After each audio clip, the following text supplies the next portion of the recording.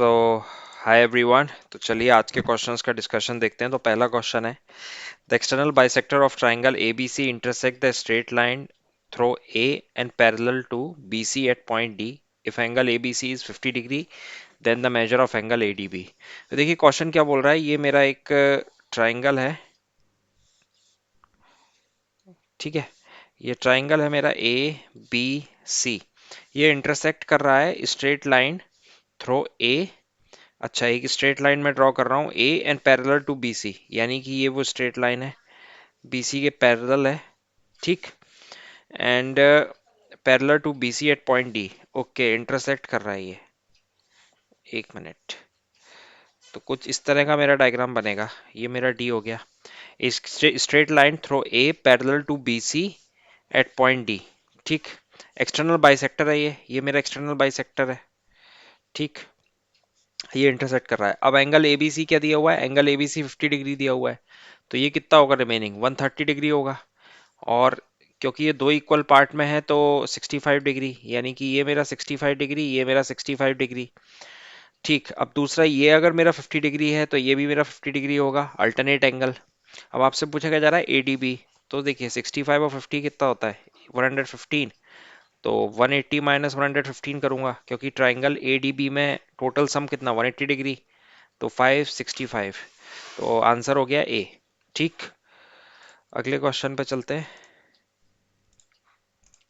if x is added if x is added to 12, okay, 28 plus x, 28, 21 and 45, okay, सब में x add कर दिया है। the numbers are obtained in the proportion।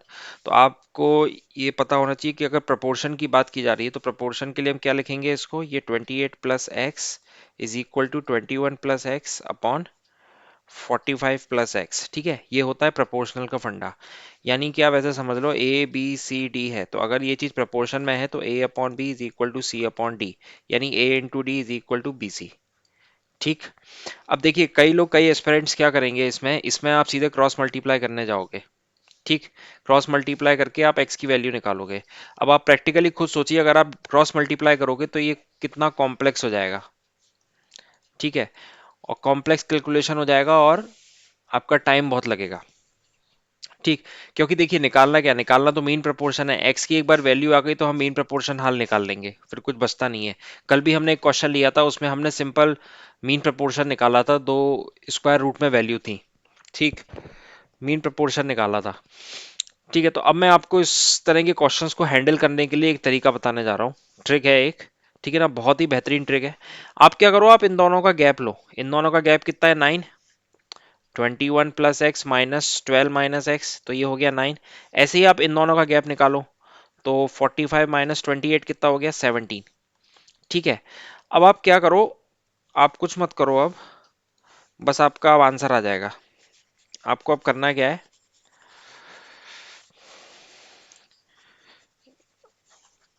आपको आपको अब ये करना है कि 12 plus X upon 28 plus X is equal to 9 upon 17। ये 17 था ना, ठीक है। तो आपका ये कैलकुलेशन रिड्यूस हो गया। आपको ट्रिक समझ में आई, ठीक है ना। आपको क्रॉस मल्टीप्लाई नहीं करना है। और ये क्वेश्चन कई बार आया हुआ है एग्जाम्स में, कई सारे, भले ही रेलवे हो, एसएससी सीजीएल हो, ठीक है, कैट वगैरह, हर एग्जाम में आया हुआ है ये क्वेश्चन। तो इसलिए आप ये टेक्निक का इसमें यूज करोगे। अब आप सीधे मल्टीप्लाई करो 17 का 12 से, तो ये 204, ये मेरा 17x टू 252 प्लस 9x। देखिए थोड़ा कैलकुलेशन आपका फास्ट होना चाहिए। 17 माइनस 9 दैट इज 8x।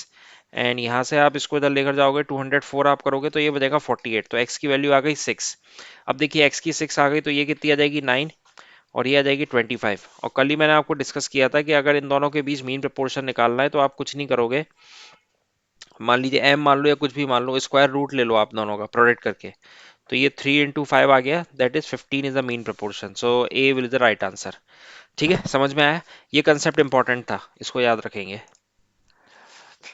अगले क्वेश्चन पे चलते हैं। बेहद ही आसान क्वेश्चन, थोड़ा पेन चेंज करते हैं। ये देखिए 127 है, तो ये कितना हो जाएगा, टोटल होता है 180 डिग्री। सो 180 डिग्री माइनस 127 क्या होता है, इसमें निकालना है क्या, एक्स निकालना है ना। दिख ही रहा है ये तो 3 एंड दिस इज 53। ये 53 डिग्री है। अगर ये 53 डिग्री है तो ये कितना होगा, ये भी 53 डिग्री होगा क्योंकि अल्टरनेट एंगल है। अब अगर ये 53 है तो ये कितना होगा 53 डिग्री, क्योंकि ये भी अल्टरनेट एंगल है, क्योंकि ये दोनों पैरेलल लाइन है, A B and C D. ठीक है ना, इसके बीच में ऐसे लाइन खींची है तो ये अगर थीटा है तो ये भी थीटा होगा। ठीक, तो answer will be A, that is 53 degree. ठीक है, अगले क्वेश्चन पे चलते हैं। देखिए अगला क्वेश्चन है आपका ट्रिग्नोमेट्री से। If A is the first quadrant and 6 tan a is equal to 5, then 8 sin a minus 4 cos a upon cos a plus 2 sin a, ये आपको निकालना है। तो ठीक है, आप दिया क्या जा रहा है, tan a की वैल्यू कितनी दी जा रही है 5/6, यानी tan a कितना होता है sin a upon cos a 5/6। अब आपसे पूछा ये जा रहा है 8 sin a minus 4 cos a, simple आप sin a और cos a की वैल्यू पुट कर दो। ठीक है, तो 8 into 5 minus 4 into 6 upon cos A कितना हो गया 6 प्लस 2 इंटू 5। ठीक है, तो 40 माइनस 24 अपॉन 6 प्लस 10, तो ये आ गया 16/16। 1 इज द राइट आंसर, तो ए इज द राइट आंसर। ठीक है, यहाँ पे एक चीज ध्यान रखिएगा, अब कई लोग यहाँ पे पूछ सकते हैं कि आपने ये सीधे वैल्यू उठा के क्यों रख दी। ध्यान रखिए अल्टीमेटली हमें रेशियो निकालना है। तो अगर मैं इसकी जगह ये भी रखता 5x या 6x, तो एक्चुअली में x x कट जाता, क्योंकि न्यूमरेटर में भी x आता और डिनोमिनेटर में भी x आता, जो कि कट जाता। ठीक है, तो अब क्या हो गया, अब देखिए ये थोड़ा अच्छा क्वेश्चन है, इसको हम डिस्कस करते हैं। अगर आपको x प्लस वाई दिया गया है 1 और X Y into X Y minus 2 आपको दिया गया है 16, तो x की पावर 4 प्लस वाई की पावर 4 क्या होगा। ठीक,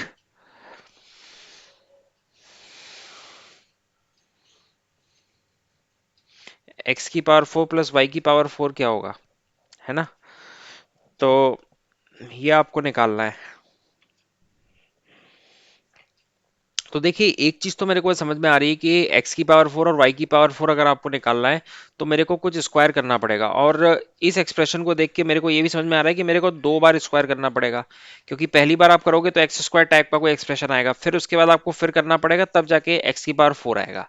ठीक है, तो पहला स्टेप तो ये हो गया कि मैंने ये आइडेंटिफाई किया कि अल्टीमेटली मेरे को स्क्वायर करना है। तो चलिए हम शुरू करते हैं एक बार। तो पहले आप स्क्वायर कीजिए, तो X square plus Y square plus 2xy is equal to 1, so x square plus y square 1 minus 2xy। ठीक है, ये लिख दिया। अब क्या है, अब मेरे को ये पहुंचना है, तो मैं फिर एक बार स्क्वायर करता हूँ दोनों साइड। तो आप इसको स्क्वायर कर दीजिए ऐसे। ठीक है, तो ये हो जाएगा x की पावर 4 y की power 4 2x square Y square 1 plus 4x square Y square minus 4xy। ठीक, तो फाइनली क्या हो गया, x की पावर 4 y की पावर 4 उधर आप लेके आओगे तो ये जाएगा -2x² y² plus 4xy equals to 1। तो x की पावर 4 प्लस y की power 4 minus 2xy xy minus 2। अगर मैं इससे ये कॉमन ले लेता हूँ, -2xy कॉमन ले लेता हूँ, तो मेरे को एक्सप्रेशन ये बनेगा। अब आप देखिए ये बिल्कुल, इसमें आप इस एक्सप्रेशन पे ध्यान दीजिए, इसकी वैल्यू आपको क्वेश्चन में दी गई है, क्या है वो 16 है, तो कुछ नहीं। तो अब आप क्या करोगे, आप कुछ नहीं करोगे, x की पावर 4 प्लस वाई की power 4 minus 2 into 16 is equal to 1। तो x की पावर 4 प्लस वाई की power 4 minus 31 equal to 1, then x की पावर 4 प्लस वाई की पावर 4 इक्वल्स टू 33। बहुत ही बेहतरीन क्वेश्चन, काफी इंपॉर्टेंट क्वेश्चन, काफी अच्छा लॉजिक और कॉन्सेप्ट इसमें यूज किया गया है कि ये हमें आइडेंटिफाई तो करना पड़ेगा कि 2 बार स्क्वायर करना है, और आप देखोगे पैटर्न बन जाएगा और सीधे हम वैल्यू पुट कर पाएंगे। तो आंसर इसका हो गया 33। अगले पे चलते हैं, और ये रहा आज का लास्ट क्वेश्चन। ठीक, तो इसमें क्या था, इन ए ट्राइंगल एबीसी, एक आपको ट्राइंगल दिया गया है एबीसी। ठीक, ABC AD is perpendicular to BC, AD is perpendicular to BC and BE is perpendicular to AC. ठीक है, परपेंडिकुलर कर दिया, and intersected each other at point F. Okay, ये इंटरसेक्शन पॉइंट है, ये मेरा एफ है, और बी एफ क्या है, बी एफ मेरा बराबर है एसी के। ओके, तो बी एफ पूरा इस एसी के बराबर है। ओके, सो हमें निकालना है angle A B C. Answer तो 45 है, वो दिख ही रहा है आंसर 45 है, पर कैसे आया वो मैं आपको बताता हूँ। आप बहुत ध्यान से समझिए, ट्राइंगल ए बी डी, और आप देखिए ट्राइंगल बी ई सी पे ध्यान दीजिए। ये 90 है, ये थीटा है, तो ये कितना हो जाएगा 90 माइनस थीटा। आप पहले देखिए ट्राइंगल बी ई सी में, ट्राइंगल बी ई सी में अगर मैंने इसको थीटा माना तो ये हो जाएगा 90 माइनस थीटा, क्योंकि तीनों एंगल का सम कितना आना चाहिए 180। अब आप ये समझिए कि ओके, अब आप ये समझिए कि अगर ये थीटा, ये 90 माइनस थीटा, ओके फाइन।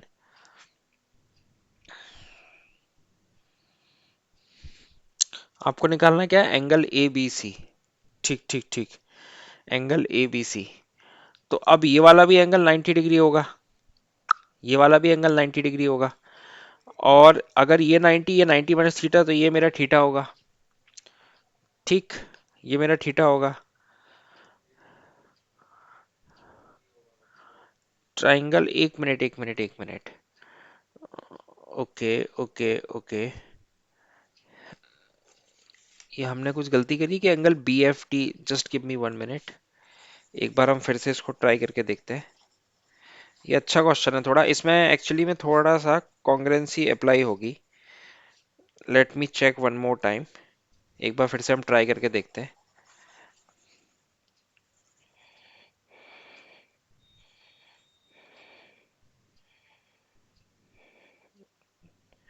तो ये हम बना के देखते हैं। ठीक, ये मैंने ट्राइंगल बनाया, ट्राइंगल ए बी सी। ठीक, ये मैंने ट्राइंगल बनाया, ट्राइंगल ए बी सी। अब उसमें हम क्या करेंगे,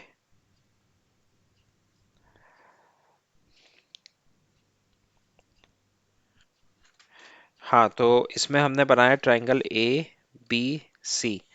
फिर ए डी मेरा परपेंडिकुलर है बी सी के। और ओके, ए डी और B E, okay this is B E, intersect करते हैं एफ पे। ठीक है, एफ को दूसरे कलर से मार्क कर ले रहा हूँ मैं, ये एफ पे इंटरसेक्ट कर रहे हैं। और ये भी परपेंडिकुलर है, हाँ ये भी परपेंडिकुलर है।